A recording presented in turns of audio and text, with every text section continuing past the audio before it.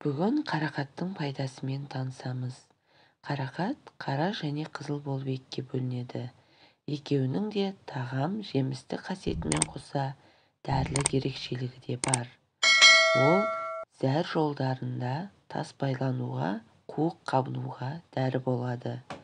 Қарақаттың жаңа сығылған шырынын ұмытшақтықты бастыратын, қан қысымын реттейтін, жүрек құлақшасы мен жүйкесіне әсер ететін дәрі ретінде де тиімді пайдаланады. Қарақаттан дәрі жасау үшін жемісін, жапырағын, жас бұтақтарын пайдаланады. Оның құрамында С дәрумені, қант, фосфор, қышқылы илік заттар, каротин, эфир майлары, калий, фосфор тұздары, темір бар.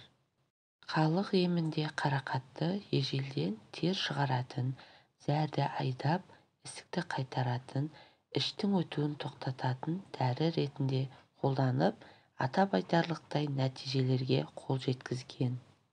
Жапырақтарымен ревматизмді, шор буынды, лимфа бездерінің туберкулезінде емдеген. Қарақаттың жаңа сығылған шырынымен адам ағзасындағы зат алмасуды реттеу үшін күн сайын бір стаканнан 2-3-ке бөліп ішіп отырса пайдалы екенін уақыттың өзі көрсетеді.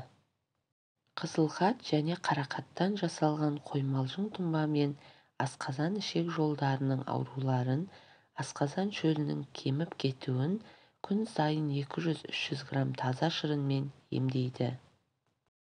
Суықтан тұмау тиіп тыныс жолдарының жұмыс қабілеті төмендеп кеткен жағдайда 2 ас қасық қарақат жемісін 300 грамм қайнап тұрған суға салып, тағы да 10 минут ақырын қайнатады. Жарты сағат бұқтырады. Осы бұқтырманы астан 15-20 минут бұрын, күніге 3 реттен 15 күн ішсе өте пайдалы. Жапырақтары мен жас бұтақтары өт жолының тасын түсіретін шөптерге қосылады. Бұл жемістердің ешқандай уыты болмағандықтан қалағанынша жеп, қалағаныңша істетуге болады. Бүйрек ауырып зәр жүрмей қалған кезде бір ас қасық қарақат жапырағын 300 грамм қайнап тұрған суға салып 30 минут бұқтырасыз. Осыдан ас алдында жарты стаканнан ішсеңіз, бүйрекке өте пайдалы.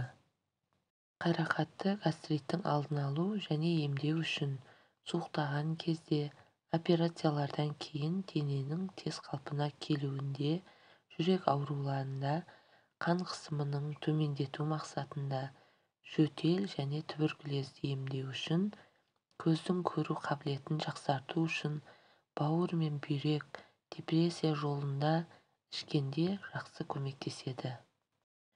Ағзаңызды кальциймен қамтамасыз ету үшін 20 дана қарақат жеу жеткілікті. Пайдасы осы екен деп артық мөлшерде жей беру де зиян. Жүктілік кезінде қарақат жеу іш қату қаупін арттырады. Бұл жағдайлар жүкті әйелдер үшін жағымсыз. Қарақат күшті табиғи аллерген болып табылады. Тағамдық басылым көрінген жағдайда жидектерді мұқият емдеу өте маңызды. Егер де бауырыңыз ауырса, гепатит диагнозы қойылған болса, қарақат жеуден бас тартқан дұрыс. Барлық заттың пайдасы болғаны сияқты зиянды тұстары да болады. Соның үшін шамадан тыс жеген артық.